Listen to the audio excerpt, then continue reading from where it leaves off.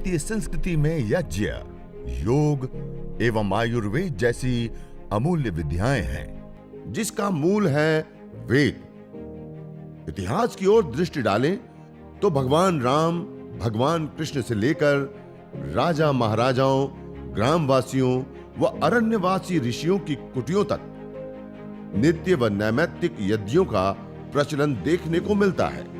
स्वामी दयानंद सरस्वती जी ने जो हमें बताया है उसमें भी विशेष रूप से हम 16 आहुतियां प्रदान करते हैं। तो वो 16 आहुतियां भी विशेष कोई महत्व मतलब ज्यादा लंबा ही नहीं, 2-5 मिनट का हवन होता है। अब दूसरा प्रश्न आता है कि आज चाहे हम आर्य समाज की पद्धति से भी कर रहे हैं तो उसमें करते हैं तो उससे पहले संकल्प पाठ, कि संकल्प पाठ कैसे करना है, करना होता है। पहले तो बात यह है कि दैनिक यज्ञ में करना होता है या नहीं होना करना होता है। तो जो हम यज्ञ करते हैं उसमें जो नैमित्तिक यज्ञ होते हैं या काम्य यज्ञ होते हैं, उन यज्ञों में विशेष रूप से संकल्प पाठ करने का विधान है उसमें। या फिर जो ब्राह्मण विशेष या जो इसकी रक्षण के लिए जो विशेष रूप से इसकी अनुष्ठान करते हैं उनके लिए ये संकल्प पाठ होता है कि जिस क्रिया को लेकर के और जिस उद्देश्य को लेकर के और जिस काम से प्रवृत्त होते हैं उसके लिए वो संकल्प पाठ किया जाता है। और संकल्प पाठ करने के बाद आचमन किया जाता है। वैसे तो हम अग्निहोत्र हवन जब करते हैं तो अग्निहोत्र क्रिया से पूर्व में हमें आचमन करना होता है। आचमन जब हम करते हैं तो आचमन करने से हमें कई सारे लाभ प्राप्त होते हैं। जल को परम पवित्र कहा है और आचमन करने से हमारा मुख, हमारी वाणी, हमारा कंठ, पहले तो हम जो मंत्रों का उच्चारण करने वाले हैं वो अच्छे से मंत्रों का उच्चारण हो, वात पित्त कफ का समन भी होता है और औषधि के रूप में वो जल हमारे लिए कार्य करता है। जो मंत्रोच्चारण पूर्वक सिद्ध किया हुआ जो जल होता है उसका जब हम आचमन करते हैं तो वो भी हमारे लिए विशेष रूप से लाभकारी होता है। मन को शांत सहज करने वाला होता है और पवित्रता को बढ़ाने वाला होता है। और भी कई सारे लाभ है तो हम आगे के भागों में आपको विशेष रूप से उस विषय में बताएंगे। तो आचमन हमें कब करना होता है? हवन शुरू करने से पहले। हवन कहां से शुरू होता है? तो कई लोग कहते हैं कि जो दैनिक अग्निहोत्र विधि पुस्तकें जो हमें प्राप्त होती है उसमें ईश्वर स्तुति, प्रार्थना, उपासना के मंत्र भी होते हैं, स्वस्ति वाचन भी होता है, शांतिकरण भी होता है और उसके बाद अग्निहोत्र के मंत्र दिए जाते हैं। तो ये स्वस्ति वाचन, शांतिकरण आदि करना होता है, नहीं करना होता है। यहां तक कि ईश्वर स्तुति प्रार्थना से लेकर के शांतिकरण तक के जो भी मंत्र हैं वो सारे के साथ सारे मंत्र नैमित्तिक यज्ञों में या काम्य यज्ञों में किए जाते हैं। दैनिक यज्ञ में इसका समावेश नहीं होता है। हम करना चाहे तो अच्छी बात है, करे, उसका लाभ है, ईश्वर का चिंतन होगा, ईश्वर की उपासना, स्तुति, प्रार्थना, उपासना होगी, अच्छा है, वो करना चाहिए हमें।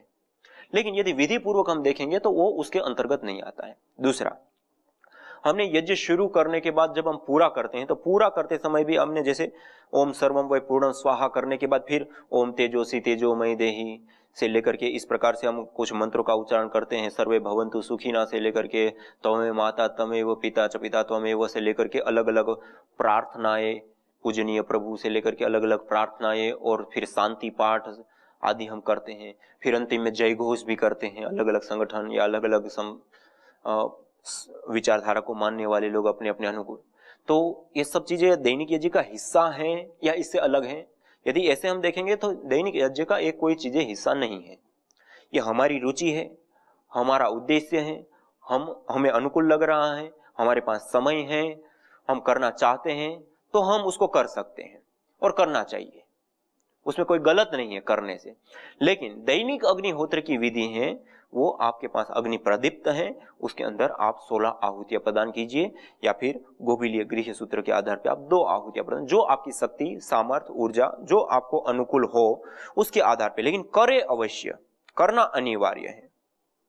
तो इस प्रकार से ये यज्ञ करने की एक पूरी पद्धति है, प्रक्रिया है, प्रणाली है। इसमें हमें जो पूर्णाहुति हुई तो पूर्णाहुति के बाद भी कोई चीज नहीं आती है, पूर्णाहुति से पहले ईश्वर स्तुति प्रार्थना आदि भी उसके अंतर्गत इसका हिस्सा नहीं है। तथा जो हम यज्ञ करते हैं उसमें कई लोगों के प्रश्न ये भी आए थे कि हमें जो स्विष्टकृत आहुति देते हैं, जिसको प्रायश्चित आहुति कहते हैं, वो प्रायश्चित आहुति हमें कब देनी होती है? तो पहली बात, दैनिक अग्निहोत्र के अंतर्गत प्रायश्चित आहुति नहीं देनी होती है। यह जो संस्कार विशेष होते हैं उसमें देनी होती है। और आज वर्तमान में भी बहुत सारे लोग स्विष्टकृत आहुति देते भी हैं तो वो भी गलत ढंग है। सृष्टिकृत आहुति देने से पहले पहले 4 आघारावाज्य भाग आहुति, 4 आज्य आहुति, और उसके बाद उसकी आहुति दी जाती है, और उसके बाद भी आज्य आहुति दी जाती है। मतलब 4 आहुति पहले, फिर सृष्टिकृत आहुति, प्रजापत्य आहुति, और फिर 4 आज्य आहुति। वो एक पूरा क्रम है सृष्टिकृत आहुति का, वैसे वो दी जाती है। और वो केवल जो नैमित्तिक और काम्य कर्म है उसमें दी जाती है, ना कि दैनिक हवन में। दैनिक हवन की कभी पूर्णाहुति नहीं होती है। जब हमने शुरू किया तब से जरया वा मृत्युर्वा, ये तो ये बिल्कुल जरा अवस्था में हम चले गए, बुढ़ापा आ गया, असहाय हो गए, या फिर हमारी मृत्यु हो, तभी ये छूटने वाला है। तब तक हमारा इसकी पूर्णाहुति नहीं होती है, और इसमें सृष्टिकृत आहुति नहीं होती है। अर्थात कहने का अभिप्राय है कि स्वामी दयानंद सरस्वती जी ने 16 आहुति हमें प्रदान की है। गोभिलीय गृह सूत्र आदि जो ब्राह्मण ग्रंथ आदि जो दूसरे हैं उसमें हमने दो आहुतियां प्रदान की हैं कि इस आहुतियों से ऐसे ऐसे हमें दैनिक यज्ञ करना होता है। अब दैनिक अग्निहोत्र करने का स्थान कौन सा होना चाहिए, यह भी एक बहुत बड़ा प्रश्न है। आज हम समाज में देखें, लोग अलग अलग जगह, कोई अपने घर में करते हैं, कोई घर आंगन में करते हैं, कोई बाग बगीचा है उनके पास उसमें करते हैं, कोई खेतवाड़ी पे भी करते हैं, कोई अपने फ्लोरों में ऊपर रहते, बिल्डिंग में रहते हैं तो बालकनी में बैठ के करते हैं। तो स्वामी दयानंद सरस्वती जी ने, जैसे मैं आपको उन्हीं की भाषा में और उन्हीं की बताई जो सत्यार्थ प्रकाश में तृतीय समोल्लास में कई सारी बातें जो बताई हैं, उसको सामने रखते हुए आपके सामने कुछ चीजें रखना चाहूंगा। यहाँ पे उन्होंने जो विधि बताई है उसमें 4 अंगुल परिणाम वाली वेदी बना, जो आपको वेदी का सारी चीज जैसे मैंने पहले बताया ऐसे ही वेदी बनाने के लिए बताया, उसके पात्रों का वर्णन बताया। और यहाँ पे उन्होंने जो विधि बताई है उसमें सोना चांदी काठ लोहा आदि से जो अलग अलग हवन कुंड आदि बनाने की जो विधि पूरी बताई, और 5 जो आहुतियां, 4 आहुतियां जो मैंने बताई वो सारी तो हैं ही, लेकिन उसके साथ साथ जो उभयकालीन 5 आहुतियां उसका वर्णन यहाँ पे बताए। और उससे अतिरिक्त यहाँ पे एक अलग क्रम में जाकर के एक विशेष आहुति बताई, विश्वानि देव सवितर दुरितानि परासुव यद भद्रम तन्न आसुव। इस मंत्र के अंत में स्वाहा जोड़ते हुए हम और भी आहुतियां दे सकते हैं, हमनी इच्छा है। दूसरा, पंचमहायज्ञ विधि पुस्तक और ऋग्वेद आदि भाष्य भूमिका में भी, जब वहां पे ऋग्वेद आदि भाष्य भूमिका में स्वामी दयानंद सरस्वती जी ने विशेष रूप से जो पंच महायज्ञ विधि का यहाँ पूरा प्रकरण दिया है, उन्होंने उस प्रकरण में भी उन्होंने विशेष रूप से यहाँ पर भी बताया है कि हमें जो अग्निहोत्र हवन करना है, यज्ञ करना है, तो उस यज्ञ में हमें जो आहुतियां देते हैं और जो अलग अलग विधि हैं उसमें हमें कैसे करना है। तो यहाँ पे भी जो ब्रह्म यज्ञ है, ब्रह्म यज्ञ करने के बाद अब तुम लोग वायु, औषधि और वर्षा जल की शुद्धि से सबके उपकार के अर्थ घृत आदि शुद्ध वस्तुओं और संविधा अर्थात आम, ढाक आदि काष्ठों से अतिथि रूप अग्नि को नित्य प्रकाशमान करो। फिर उस अग्नि में होम करने के योग्य पुष्टिकारक मधुर सुगंधित अर्थात दुग्ध, घृत, शर्करा, गुड़, केसर, कस्तूरी आदि और रोग नाशक जो सोमलता आदि सब प्रकार के शुद्ध द्रव्य है उसका अच्छी प्रकार नित्य अग्निहोत्र करके और सबका उपकार करो। और यहाँ पर उन्होंने जो दैनिक अग्निहोत्र है उसका विधान में प्रमाण देते हुए स्वामी दयानंद सरस्वती जी ने पंच महायज्ञ में जो दूसरा यज्ञ, देव यज्ञ, दैनिक यज्ञ, अग्निहोत्र, हवन, होम जिसको हम कहते हैं, वो हम क्यों करते हैं, उसका कहाँ विधान है, तो उन्होंने वेदों का मंत्र उठाते हुए और वेद मंत्र को यहाँ पे लाते हुए उन्होंने समिधाग्निम दुहस्यत घृतेर्बोधयता तिथिम आस्मिन हव्या जुहोतन, इस मंत्र को लेकर के उन्होंने बताया कि वेद में यहाँ पर इस मंत्र के माध्यम से हमें इस प्रकार से अग्निहोत्र हवन यज्ञ करने के लिए विशेष रूप से कहा है। और अग्निहोत्र करने के लिए ताम्र या मिट्टी की वेदी बना के, यहाँ पे जैसे ताम्र का मैंने बताया, ताम्र या वेदी की मिट्टी बना के काष्ठ, चांदी व सोने का चम्मच अर्थात अग्नि में पदार्थ डालने का पात्र और आज्य स्थाली अर्थात घृत आदि पदार्थ रखने का पात्र लेके उस वेदी में ढाक व आम्र आदि वृक्षों की समिधा स्थापन करके अग्नि को प्रज्वलित करके पूर्वोक्त पदार्थों का प्रातः काल और सायंकाल अथवा प्रातः काल ही नित्य होम करें। मतलब यहाँ पे ऑप्शन भी दें, प्रातः काल या सायंकाल, अथवा यदि प्रातः काल और सायंकाल नहीं तो एक ही समय में आप दोनों आहुतियां प्रदान करके इस यज्ञ को करें। इस प्रकार का ये पंच महायज्ञ विधि में प्रदान किया। और इसमें जैसे पहली जो आहुतियां थी आघार और आज्य थी, गोभिलीय गृह सूत्र से जो उन्होंने ली, उसके बाद की जो आहुतियां हैं सायंकालीन आदि, और प्रातःकालीन वो उन्होंने यजुर्वेद आदि से उन्होंने आहुतियां ली, और उसके बाद की जो 5 उभयकालीन आहुतियां हैं वो उन्होंने तैत्तिरीय उपनिषद के शिक्षावली के मंत्र 1 से 3 लिए हैं, और इस प्रकार से ये दैनिक अग्निहोत्र की विधि उन्होंने तैयार की है और हमें प्रदान की है, और उसको करने से हमें अनेकों लाभ प्राप्त होते हैं, और उस विषय में उन्होंने विशेष रूप से यहाँ पे बताया है। तो ये ऋग्वेद आदि भाष्य भूमिका में भी जो स्वामी दयानंद सरस्वती जी ने जो यज्ञ की विधि बताई है उस विषय में मैंने आपको कुछ बताया। अब हम ये यज्ञ करना तो उसका स्थान कहाँ पे हो, तो मैं सत्यार्थ प्रकाश में आपको बता रहा था। तो यहाँ प्रश्नोत्तर के माध्यम से जो बातें बताई गई हैं उसमें यहाँ पे विशेष रूप से ये बताया गया है कि जो हम अग्निहोत्र यज्ञ हवन करते हैं उसका स्थान कौन सा हो। तो यहाँ पे एक प्रश्न पूछता है, जब ऐसा ही है तो केसर, कस्तूरी, सुगंधित पुष्टि और अगर तगर आदि घर में रखने से सुगंधित वायु हो जाती हैं, तो हवन करने की क्या जरूरत। तो उसका उत्तर देते हो कहते उस सुगंध का वह सामर्थ्य नहीं है कि गृहस्थ वायु को बाहर निकालकर शुद्ध वायु को प्रवेश करा सके, क्योंकि उसमें भेदक शक्ति नहीं है, और अग्नि ही का सामर्थ्य है कि उस वायु और दुर्गंध युक्त पदार्थों को छिन्न भिन्न कर और हल्का करके बाहर निकाल पवित्र करता है। अर्थात अग्निहोत्र का स्थान हमारे घर में होना चाहिए। हम अपने घर में यदि अग्निहोत्र दैनिक हवन यज्ञ करते हैं तो उसका हमें विशेष लाभ प्राप्त होता है, क्योंकि घर की जो वायु है उसको शुद्ध करना, घर की जो दुर्गंधित वायु है उसका छेदन भेदन करके उसको बाहर करना, बाहर की पवित्र वायु को अंदर प्रवेश कराना, और उस वायु में भी औषधीय तत्वों से उसको युक्त करने की जो विधा विद्या है वो यज्ञ के माध्यम से संपन्न होती हैं। इसलिए हमें अपने घर में इस अग्निहोत्र को करना होता है, और इसको हम अपने घर में करेंगे तो उसका विशेष लाभ प्राप्त होगा।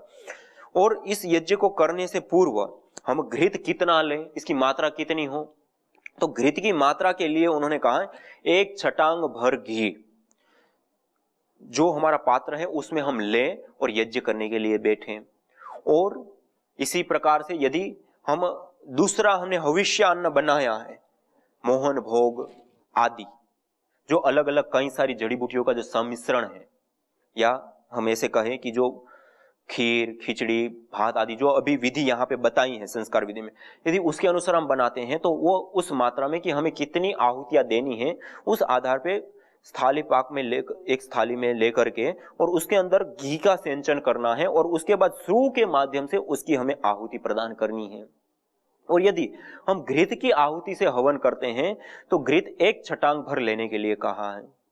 सामान्य रूप से जो वर्णन है उसमें जो संस्कारों के लिए यज्ञ किया जाता है तो उसके लिए जो यज्ञ की विधि बताई है उसमें एक आहुति का परिमाण 1 छटांग भर मोहन भोग आदि सामग्री एक आहुति में, या फिर 6 मासा घृत।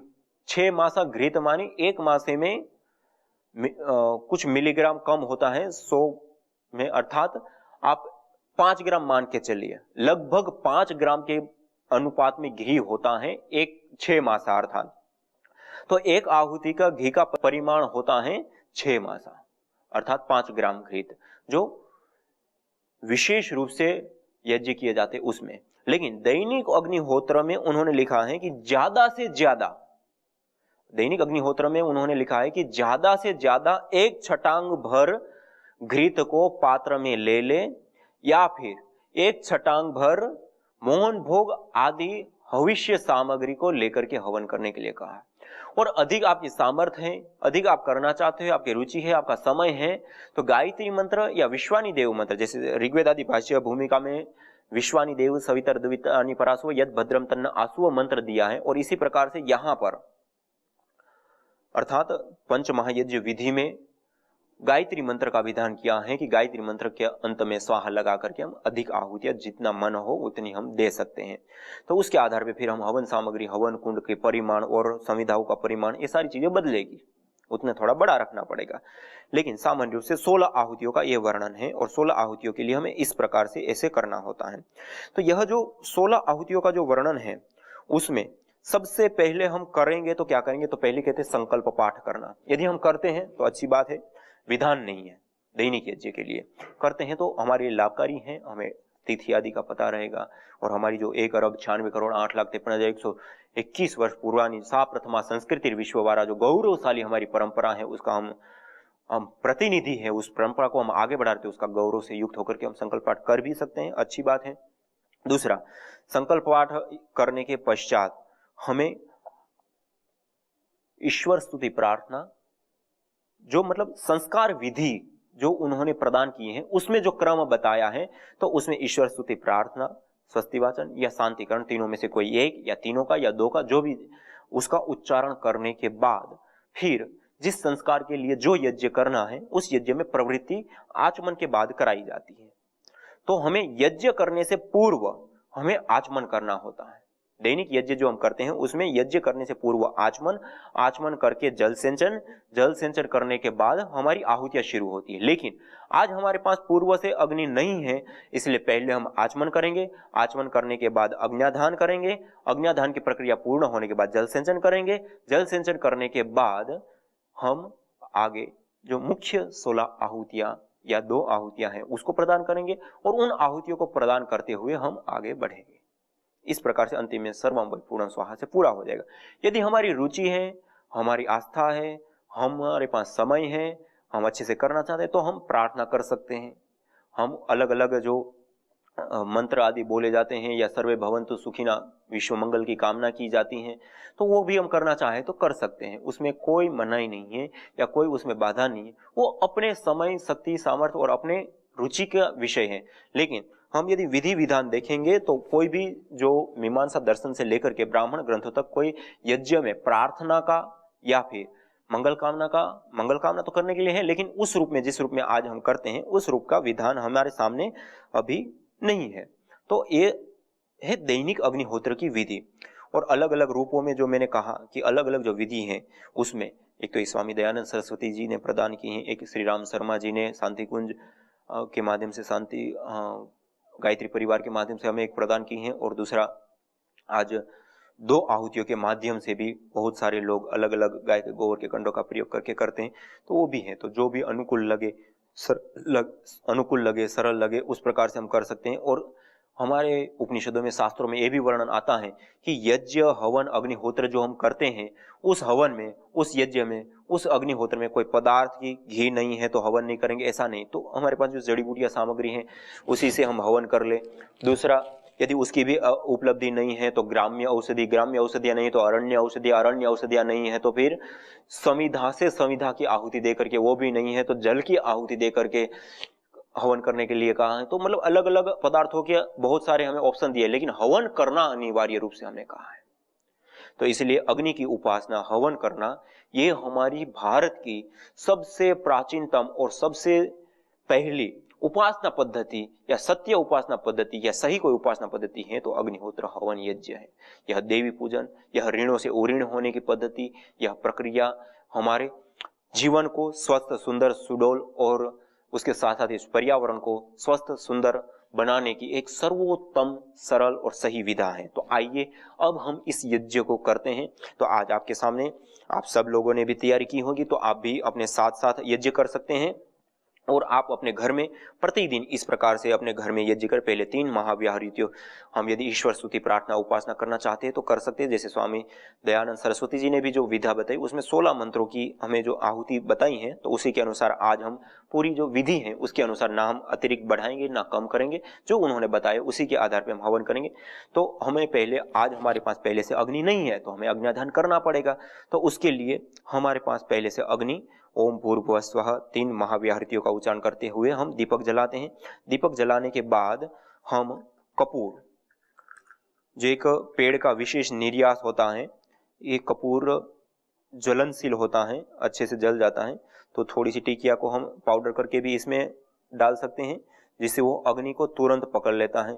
और दूसरा, हम 1 टिकिया या 2 टिकिया जो भी आवश्यकता के अनुसार हम श्रुव में रख लेते हैं। और श्रुव में रखने के बाद हम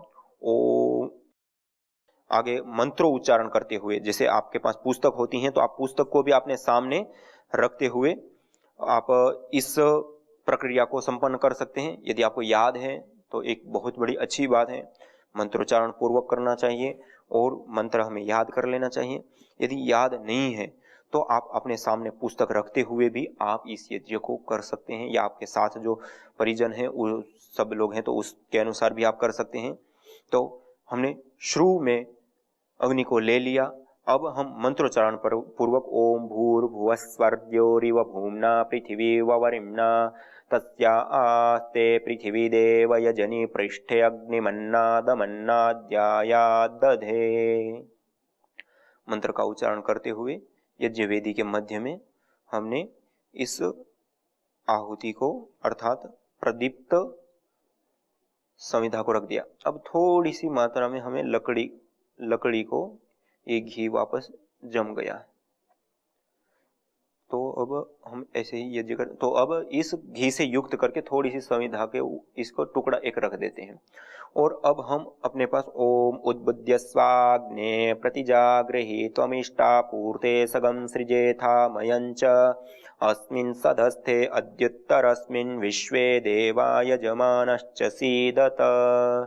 इस प्रकार से ये जो दूसरा मंत्र हम बोलते हैं उस मंत्र के माध्यम से छोटी छोटी संविधा लगाना, कुसा लगाना घी की, अर्थात अग्नि को प्रदीप्त करने के लिए जो भी आवश्यकता है, हवा लगाने से लेकर के घी की आहुति देने से लेकर के जो भी आवश्यकता है वो हमें करना होता है।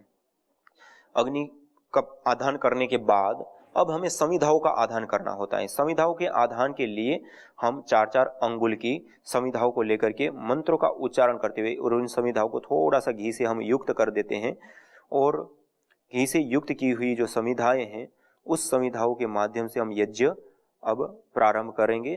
तो पहले संविधादान ओम अयंत इद्म आत्मा जात वेदस्तेनेध्यस्वर्धस्व चेद्धवर्धय चास्मान् प्रजया पशुभिर्ब्रह्म वर्चसे नान्नाद्येन समेधय स्वाहा इदमग्नये जात वेदसे इदन्न मम ओम समिधाग्निं दुवस्यत घृतेर्बोधयतातिथिम् आस्मिन् हव्या जुहोतन सुसविद्धाय शोचिसे घृतं तीव्रं जुहोतन अग्नये जात वेदसे स्वाहा। इस प्रकार से दोनों हाथों से संविधाओं को पकड़ते हैं, समर्पण मुद्रा में अपने हाथों को रखते हुए और मंत्रों का उच्चारण करते हुए स्वाहा के साथ हम इसको वेदी के मध्य में व्यवस्थित रूप से, जैसे चीना है हमने 2 संविधाएं खड़ी फिर आड़ी फिर खड़ी, ऐसे पूरा व्यवस्थित ढंग से हम इन संविधाओं को रखते हैं।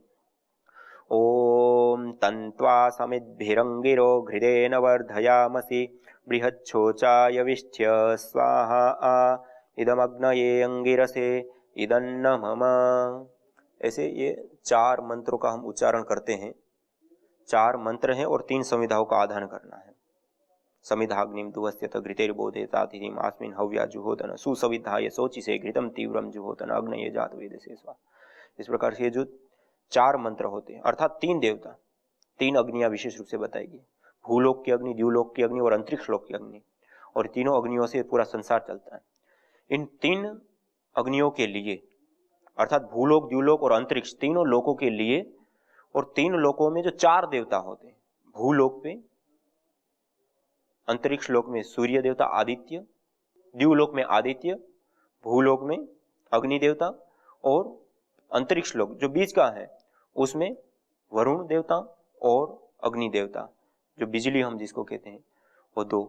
और इन देवताओं के लिए हम ये 4 मंत्रों के माध्यम से हम 4 देवताओं के लिए, तीनों लोकों के लिए 3 आहुतियां हम प्रदान करते हैं।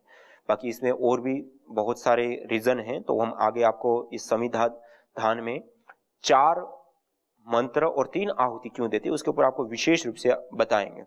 यज्ञ भारतीय संस्कृति की मुकुट मणि है, प्रतीक है, मूल है। मानव जीवन के हर पहलू के साथ यज्ञ जुड़ा हुआ है, चाहे वह संस्कार हो, चाहे पूजा पाठ, या फिर पर्व से लेकर हर शुभ अशुभ अवसरों में भी यज्ञ करने की सार्वभौमिक, वैज्ञानिक एवं पंथ निरपेक्ष पावनी परंपरा रही है। आइए हम संकल्प लें, संसार के श्रेष्ठतम कर्म यज्ञ को अपनाएं। पिंड और ब्रह्मांड में संतुलन कायम करने वाले यज्ञ को अपने जीवन का अभिन्न अंग बनाएं एवं प्रकृति मां के प्रति अपने ऋणों को अदा करें। विश्व स्वास्थ्य का एक नारा, यज्ञ से होगा जग उजियारा।